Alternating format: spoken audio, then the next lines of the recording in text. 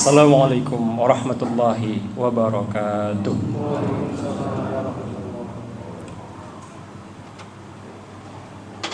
Allahu Akbar, Allahu Akbar, Allahu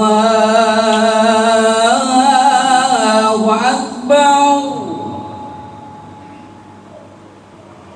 Allahu Akbar.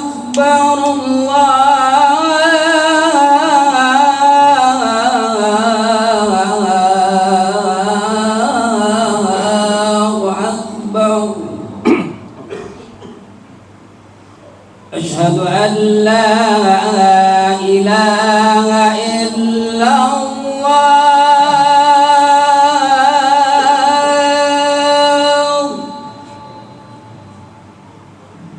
Asyhadu an la ilaha illallah.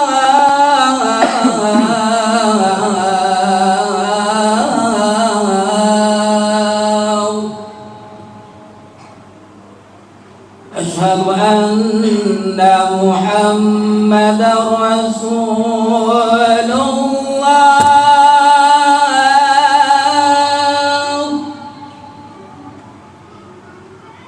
Asyhadu anna Muhammadar Rasulullah.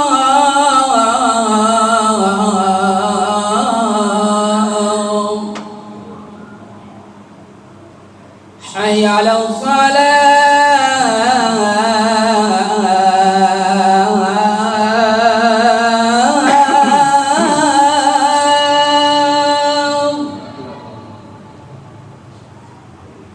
Hayya 'alal falah.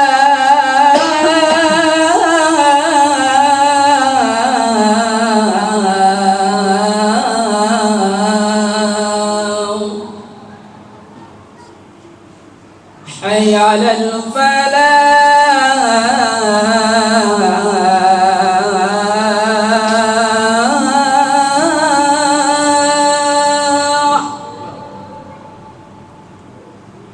Hayya 'alal falah.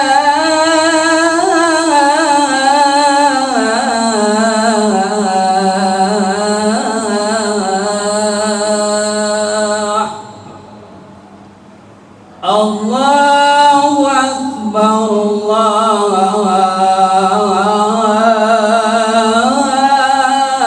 Akbar. La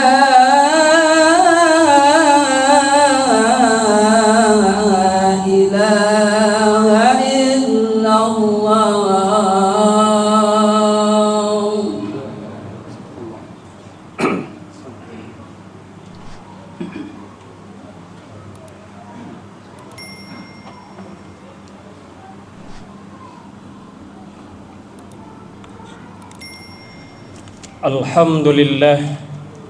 Alhamdulillahi rabbil alamin.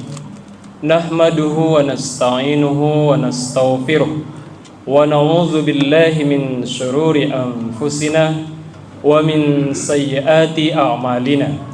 May yahdihillahu fala mudhillalah wa may yudlilhu fala hadiyalah. Asyhadu an la ilaha illallah wahdahu la syarikalah wa asyhadu anna Muhammadan abduhu wa rasuluhu wa safiyuhu wa habibuh. Addal amanah wa ballaghar risalah wa nasahal ummah wa tarakna ala mahajjatil bayda lailuha kanahariha la yazighu anha illa halik. Allahumma fasalli wa sallim wa barik ala sayyidina Muhammad wa ala alihi wa ashabihi wa man tabi'ahum bi ihsanin ila yaumiddin, amma ba'du. Faya ayyuhal muslimun, usikum wa nafsi bitaqwallah faqad fazal muttaqun.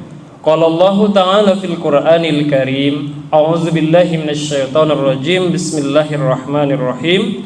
Ya ayyuhallazina amanu taqullaha haqqa tuqatih wa la tamutunna illa wa antum muslimun. Shadaqallahul azim. Jamaah salat Jumat yang dimuliakan Allah Subhanahu wa taala. Pertama, mari kita bersyukur kepada Allah Subhanahu wa taala dalam momen yang berbahagia ini. Di siang hari yang luar biasa berkahnya, kita masih diberikan nikmat kesehatan dan kesempatan untuk kemudian mengisi kesehatan itu dengan beramal ibadah seperti sholat Jum'ah berjamaah. Kemudian juga nikmat-nikmat yang lain yang tidak bisa kita sebutkan satu persatu. Semoga kita bisa menggunakannya ke jalan yang benar dengan niat untuk bersyukur, berterima kasih, mendekatkan diri kepada Allah Subhanahu wa taala. Kemudian salawat dan salam Allahumma salli wa sallim wa barik ala sayyidina Muhammad selalu kita sampaikan ke Nabi besar Muhammad sallallahu alaihi wasallam. Semoga kita semua mendapatkan syafaatul uzmanya di yaumil mahsyar nanti. Amin ya rabbal alamin. Kemudian di awal khutbah ini khatib tidak lupa untuk menyampaikan wasiat takwa kepada kita semua. Al-imtithalu bi awamirihi wal ijtinabu bi nawahihi. Melaksanakan segala perintahnya dan menjauhi segenap larangannya.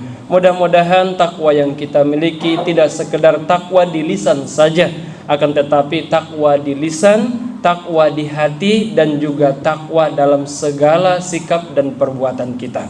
Mudah-mudahan kita semua tergolong hamba-hamba Allah yang bertakwa. Jamaah salat Jumat yang dimuliakan Allah Subhanahu wa taala, adapun judul khutbah singkat kita pada siang hari yang berbahagia ini adalah semangat Iqra atau membaca untuk menyongsong generasi emas 2045. Jamaah hadirin yang dirahmati Allah Subhanahu wa taala, hubungan antara membaca dengan generasi emas yang digadang-gadangkan oleh negara kita Indonesia sangatlah berkaitan erat, karena dengan membaca kita semua akan bisa mengisi 2045 nanti dengan generasi yang kreatif, inovatif, dan bijaksana, bisa menyelesaikan permasalahan dengan bijak. Allah Subhanahu wa taala memang di dalam Al-Qur'an sudah menjelaskan tentang perintah membaca, bahwa sangat jelas dan gamblang sekali, yaitu pada surah Al-Alaq ayat 1-5. Membaca, dengan membaca kita mengetahui akan apa yang sebelumnya kita tidak ketahui. A'udzubillahi minasyaitonirrajim. Iqra bismi rabbikal ladzi khalaq. Khalaqal insana min 'alaq. Iqra wa rabbukal akram alladzi 'allamal insana ma lam ya'lam. Bacalah dengan nama Tuhanmu. Iqra bismi rabbikal ladzi khalaq. Khalaqal insana min 'alaq, yang telah menjadikanmu dari dirimu atau dari tulang, dari setitik atau setes air mani. Iqra wa rabbukal akram, dan bacalah dengan mengagungkan Tuhanmu. Alladzi 'allamal insana ma lam ya'lam, yang mengajarkan manusia tentang apa yang belum ia ketahui. Sederhana dari ayat 1-5 ini mengajarkan kepada kita tentang minat baca, untuk menumbuhkan kita selalu membaca, yaitu dengan membaca kita akan mengetahui sesuatu yang sebelumnya kita tidak tahu.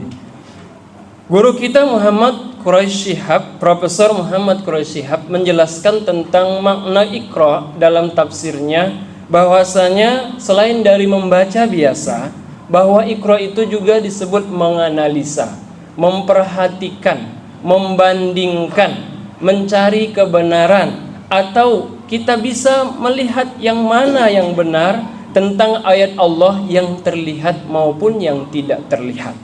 Jadi dengan membaca itu, kalau kita kaitkan dengan generasi emas 2045, maka generasi nanti akan mengetahui tentang sosial, budaya, politik, ekonomi di tahun itu.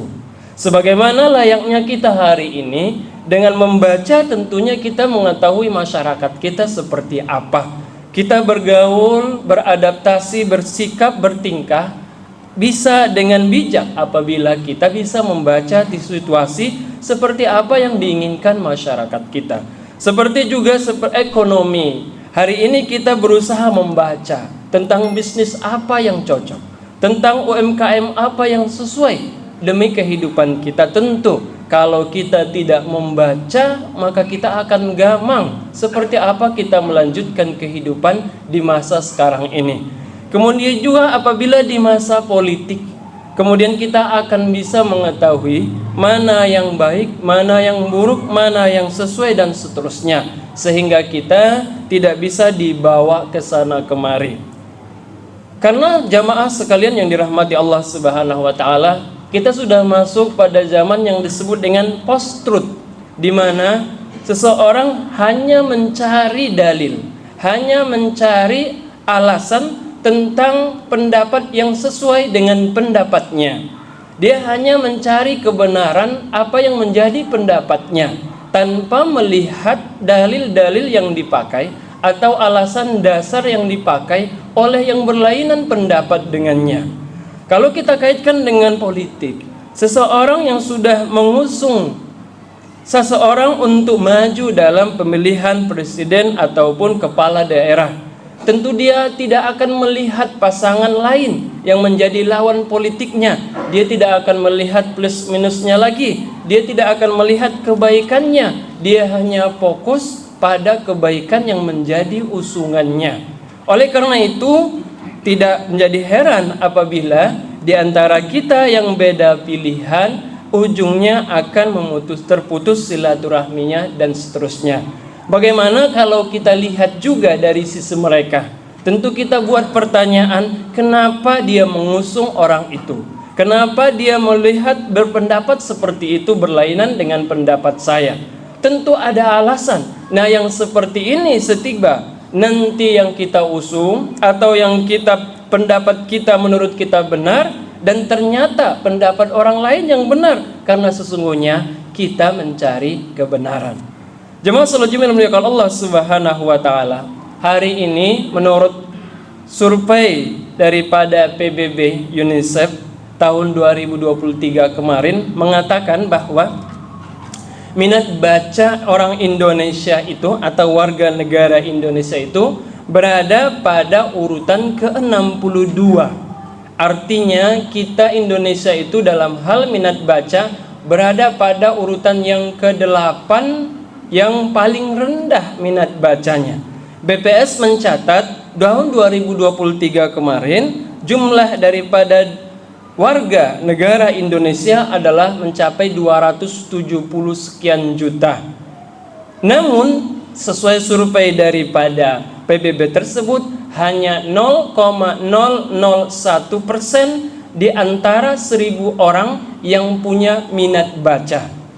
Artinya dalam 1000 orang hanya 1 orang yang benar-benar punya minat baca. Artinya kita sudah berada pada titik terendah dalam hal minat baca. Meski memang ini adalah bentuknya survei, menurut khatib pribadi bisa jadi ada kesalahan karena di sekeliling kita banyak juga yang membaca. Namun tidak ada salahnya ini menjadi evaluasi koreksian bagi kita. Ternyata ketika orang memandang kita, ternyata kita bukanlah orang yang suka baca.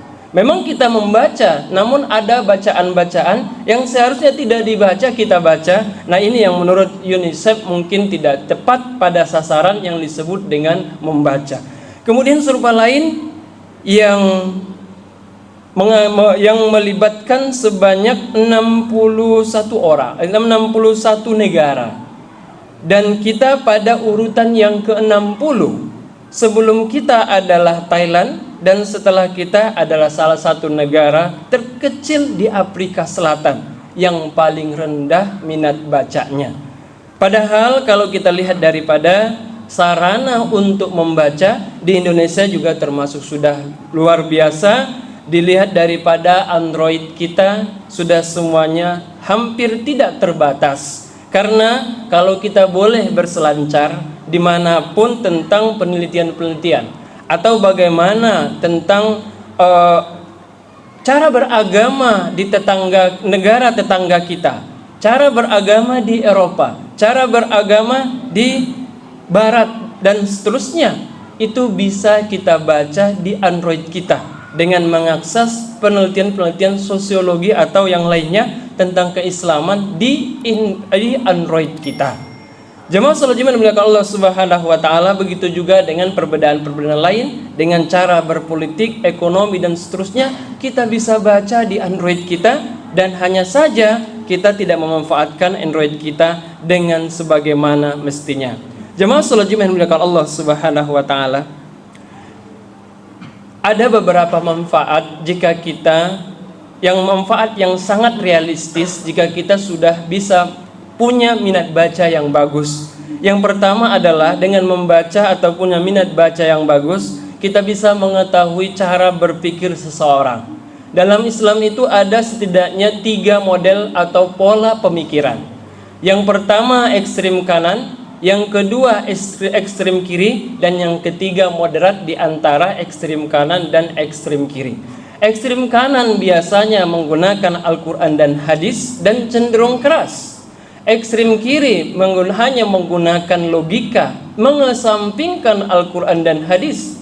Itulah yang kita sebut dan kita kenal dengan liberal, hampir menghalalkan segala cara asalkan sesuai dengan logika berpikirnya.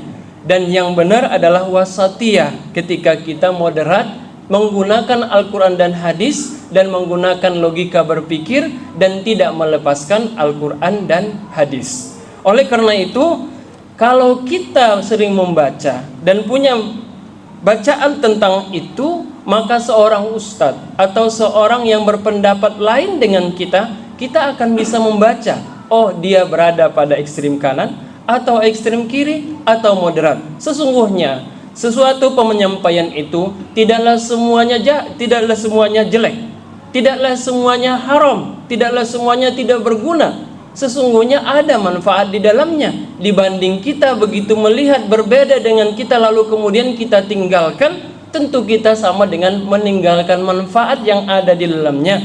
Tentu kita mengeliminir atau mengeliminasi pendapat yang tidak sesuai dengan kita. Jemaah salat Jumat dimuliakan Allah Subhanahu wa taala. Kemudian yang kedua, dengan membaca ataupun minat baca yang bagus bisa menyelesaikan masalah dengan bijak. Dengan membaca situasi kita bisa menyelesaikan permasalahan dengan baik.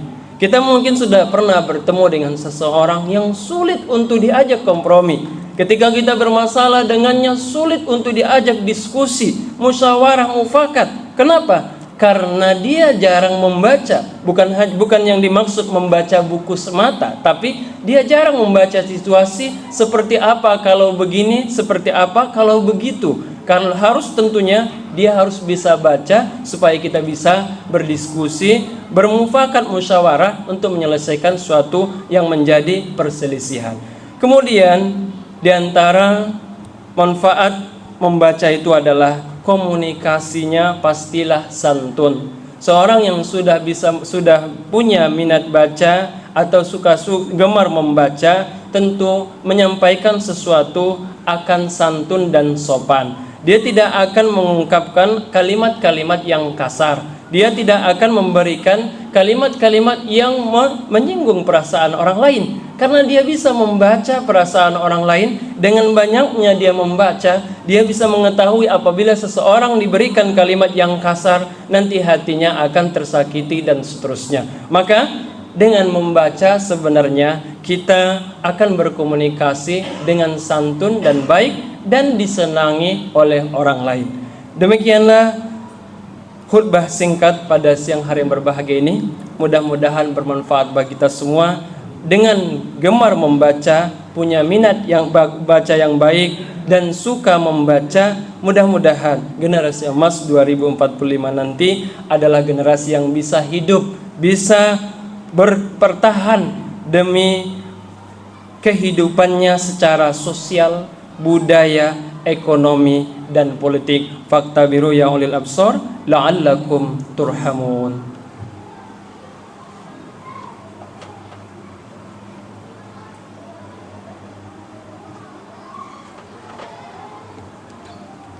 Alhamdulillahi Rabbil Alamin. Wahdahu wassalatu wassalamu ala ashrafil anbiya'i wal mursalin wa ala alihi wa sahbihi wa sallim ajma'in, amma ba'du. Faya ayyuhal muslimun, usikum wa nafsi bitaqwallah, faqad fazal muttaqun. Qala Allah ta'ala fil Qur'anil Karim, a'udzu billahi minasy syaithanir rajim, bismillahirrahmanirrahim. Wal 'asri innal insana lafi khusr illal ladzina amanu wa 'amilus solihati wa tawassaw bil haqq wa tawassaw bis sabr. Wa qala aidan fi suratil ahzab, a'udzu billahi minasy syaithanir rajim, innallaha wa malaikatahu yusholluna 'alan nabi ya ayyuhalladzina amanu shallu 'alaihi wa sallimu taslima. Allahumma shalli 'ala sayyidina Muhammad wa 'ala ali sayyidina Muhammad kama shallaita 'ala sayyidina Ibrahim wa 'ala ali sayyidina Ibrahim wa barik 'ala sayyidina Muhammad wa 'ala ali sayyidina Muhammad kama barakta 'ala Ibrahim wa 'ala ali Ibrahim fil alamina innaka hamidum majid. Allahumma ighfir lil muslimina wal muslimat wal mu'minina wal mu'minat al ahya'i minhum wal amwat innaka sami'un qaribun mujibud da'wat wa ya qadiyal hajat ya mujibas sa'ilin. Rabbana atina fid dunya hasanah wa fil akhirati hasanah wa qina azaban nar walhamdulillahi rabbil alamin. Ibadallah, innallaha ya'muru bil 'adli wal ihsan wa ita'i dzil qurba wa yanha 'anil fahsya'i wal munkar wal baghi ya'izukum la'allakum tadhakkarun. Fadhkurullahal azim yazkurkum wa la dzikrullahi akbar. Aqimus shalah. Allahu akbar, Allahu akbar, asyhadu an la ilaha illallah.